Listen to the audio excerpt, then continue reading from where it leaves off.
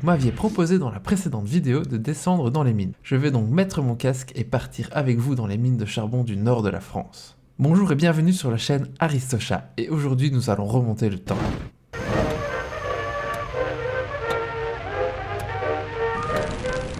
Nous voilà dans les mines de Courrières, dans le nord de la France, pendant la Troisième République, au début du XXe siècle. C'est une période de révolution industrielle, marquée par le passage d'une économie fondée traditionnellement sur l'agriculture à une économie reposant sur la production mécanisée à grande échelle de biens manufacturés dans des entreprises. Elle correspond à la maîtrise et au développement de nouvelles sources d'énergie, à savoir les énergies fossiles, qui sont essentielles dans le développement des industries. Le charbon d'abord, le pétrole et le gaz naturel ensuite. La première révolution industrielle débute en Angleterre et en Wallonie dès le milieu du XVIIIe siècle. Pour la France, il faudra attendre le début du XIXe siècle.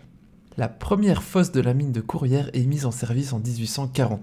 Elle est d'un diamètre de 3,50 mètres et atteindra les 265 mètres de fond.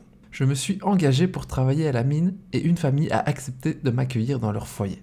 Ma journée de travail peut donc commencer. Le lever se fait vers 4h30. La femme de la maison, Marie, commence par ranimer le feu, sur lequel elle place une grande casserole d'eau, à laquelle elle va ajouter la chicorée. Ensuite, elle nous prépare le repas que l'on appelle le briquet.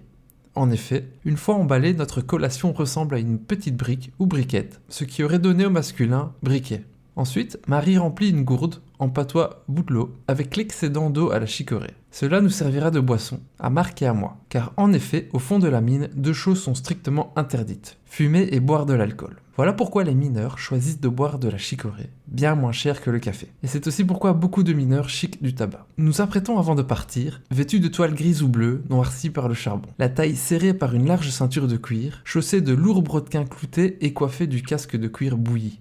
Une barrette. Sur la barrette est posée une astiquette, une petite lampe à huile qui nous servira d'éclairage au fond de la mine. Nous portons également un béguin, qui est un petit bonnet nous protégeant la tête des frottements du casque. Une fois arrivés devant la fosse, nous recevons nos lampes à huile et prenons place dans les berlines, qui vont descendre dans les profondeurs de la mine. Et le voyage n'est pas encore terminé.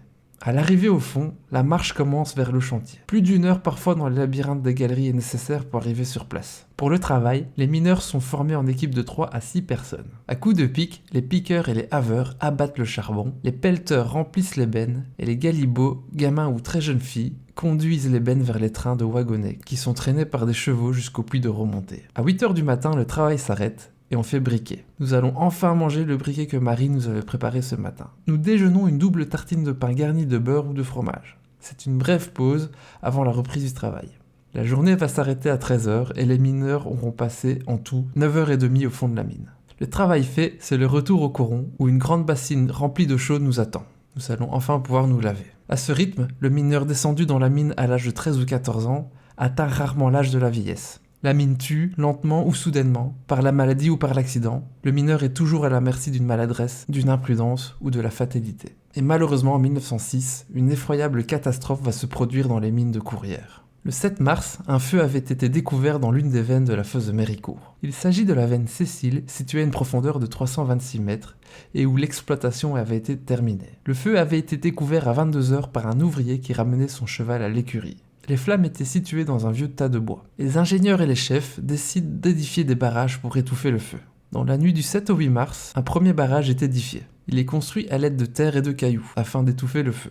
La situation empirant, les travaux continuèrent jusqu'au 9 mars. Et la construction de plusieurs autres barrages consécutifs est décidée. Le dernier, réalisé en maçonnerie, fut achevé le soir même. Ces mesures de prévention ont pu favoriser un phénomène de contre-explosion. À 6h34, le samedi 10 mars 1906, 1664 mineurs et galibots étaient déjà descendus dans les fosses. De la fumée noire avait été aperçue sortant de la porte du moulinage. Mais quelques minutes plus tard, une déflagration ébranla les puits. La chaleur causée par l'explosion transformera les galeries en véritables fournaises, et la déflagration balaya tout sur une distance de 110 km. Ensuite, les gaz méphétiques se répandirent dans les galeries. La déflagration fut si forte que des débris ainsi que des chevaux furent projetés à une hauteur de 10 mètres sur le carreau de la fosse. Malgré l'arrivée d'équipes de sauvetage, l'explosion fait 1099 morts sur les 1664 mineurs travaillant dans la galerie ce jour-là. Certains, comme Honoré Couplet, sortirent des mines 20 jours après l'explosion. Le 10 mars 1906, je partis de chez moi pour prendre mon poste à la fosse numéro 3 des mines de Courrières. J'étais tout entier à mon travail, je lançais mes berlines à vide, lorsque soudain, J'entendis comme un coup de canon suivi d'un nuage de poussière et de fumée. J'éprouvai une surdité immédiate. Obligés de retourner à cause du mauvais air, nous trébuchons comme des ivrognes. Finalement, en cet endroit, nous perdons 3 hommes. Nous restons 8. Châtiés par le mauvais air, nous rebroussons chemin au-dessus du Bercia ruban où, après quelques instants de repos, nous songeâmes à manger. Malheureusement, nous n'avions plus de briquets. Nous trouvons comme nourriture des écorces de bois de chêne et par un effet providentiel, nous trouvons une petite fontaine d'eau plus ou moins sale. À ce moment, le découragement nous prend tellement nous étions las de frapper sur les tuyaux pour appeler au secours. Nous avons séjourné en cet endroit 3 ou 4 jours, privés de lumière. Nous nous guidions sur notre montre. Quand elle cessait de marcher, nous comptions un jour écoulé. Redoutant le gaz, nous cheminons très lentement à la file indienne. Tantôt à genoux, tantôt debout, en tâtonnant. Dans la bohète, nous rencontrons les 3 cadavres de nos camarades perdus quelques jours auparavant. Ce fut pour nous un moment de tristesse. Nous nous frayons un passage et 2 de nos camarades partent vers l'écurie où ils trouvent de l'avoine et du coupage dans un sac. Nous emplissons nos poches et nos mallettes. Puis nous avons cherché la direction de l'air. Nous avons remarqué qu'il venait d'en dessous. Alors nous descendîmes et rencontrâmes un plan incliné. Nous espérons et nous pensons que c'est sans doute la nuit, puisque nous n'entendons aucun bruit. Nous arrivons à la feignesse de l'accrochage numéro 2. Nous sommes obligés de la forcer, car elle était clouée. En outre, on y avait mis des couvertures pour empêcher l'air de passer. Comme depuis longtemps nous n'avons jamais eu de bon air, nous fûmes renversés par l'air nouveau. Nous avançons une vingtaine de mètres et apercevons une lampe. C'était celle du garde d'écurie, à qui nous demandons quel jour il est. Tellement terrifiés, ce garde ne répond pas. Par 3 fois, nous réitérons notre demande sans plus de succès. Là-dessus, nous voyons le garde se diriger vers l'accrochage. Arrivés à l'accrochage numéro 2, nous apercevons des hommes debout. Nous leur demandons quel jour il est, et leur disons que nous venons du numéro 3. Stupéfaits, ils nous répondent « Mais d'où venez-vous donc ?»« Du numéro 3. »« Quoi du numéro 3 ? Vous êtes donc des rescapés ?»« Oui, répondons-nous tous ensemble. Alors ces hommes nous disent que l'on est le 30 mars. Voilà, chers camarades, 20 jours que vous êtes dans cet abîme. Inutile de décrire la stupéfaction et la joie, elle est d'ailleurs indescriptible. Honoré Couplet, dernier survivant des 13 rescapés, mourra en 1977 à l'âge de 91 ans. J'ai donc eu beaucoup de chance, ma journée à la mine s'est déroulée sans accident aussi grave. Je peux donc rentrer vers 14h avec mes vêtements de travail que je devrais laver à la maison. Marie prépare le baquet, pour nous aider à faire nos toilettes au retour. Après cela, notre brave Marc va se reposer un peu en lisant le journal et en savourant une bonne pipe de tabac. Ensuite, il ira, si la saison s'y prête, s'occuper de son potager. Soulignons ici la place centrale de Marie. Elle prépare le matériel pour aller travailler à la mine, maintient la maison en ordre et s'occupe des enfants. Sans elle, le travail de mineur serait difficilement possible. Certes, miner est dur, mais à la maison, il y a également beaucoup de tâches à faire. Plus tard, les enfants vont rentrer dans l'école et prendre un goûter fait de pain et de beurre avec parfois un petit peu de confiture. Ils vont ensuite faire leurs devoirs, installés à la table de la salle à manger, sous notre surveillance. Les devoirs terminés, les enfants disposeront de quelques instants pour jouer soit dans la rue, soit dans le jardin. Marie prend aussi quelques instants de repos avec une tasse de café. Et après cette petite pause, elle préparera le repas du soir. Pour les masses populaires, les céréales et notamment le pain sont encore la base des repas. Le pain est sacré. La soupe est consommée à tous les repas de la journée, sauf au goûter.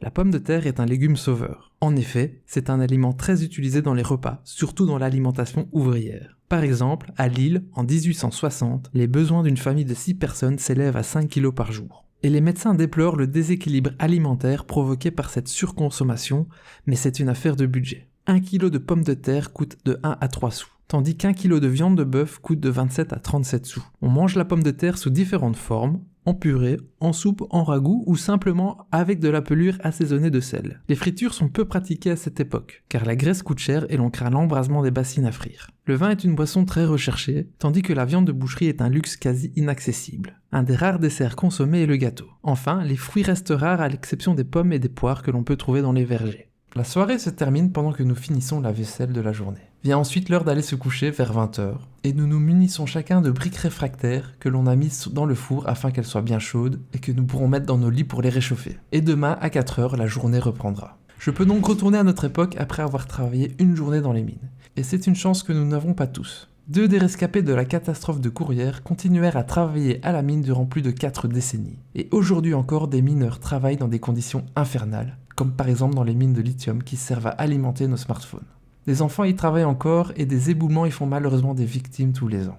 Comme il est de tradition sur cette chaîne, nous parlerons un petit peu des chats. Le chat éternel dératiseur était aussi présent dans les mines afin de nettoyer les galeries des rongeurs indésirables. Et ils n'étaient pas les seuls animaux forcés de descendre dans les mines. En effet, les chevaux de fond sont essentiellement utilisés dans les pays qui exploitent le charbon, car l'utilisation de machines à vapeur est impossible dans un environnement confiné. La présence du grisou rend les machines à vapeur et les moteurs à explosion très dangereux dans les galeries. Les canaris sont également utilisés dans les mines de charbon comme système d'avertissement, depuis la fin du 19e siècle. Les gaz toxiques tels que le monoxyde de carbone ou le dioxyde de carbone présents dans les mines tueraient l'oiseau avant les mineurs. Les signes de détresse de l'oiseau indiquaient aux mineurs que les conditions n'étaient plus sûres. Si vous avez trouvé cette excursion dans les mines intéressante, je vous invite à regarder les autres vidéos de la chaîne où nous remontons le temps pour explorer d'autres époques. Et comme toujours, je vous laisse faire vos suggestions dans les commentaires. C'était Aristocha et je vous dis à la prochaine.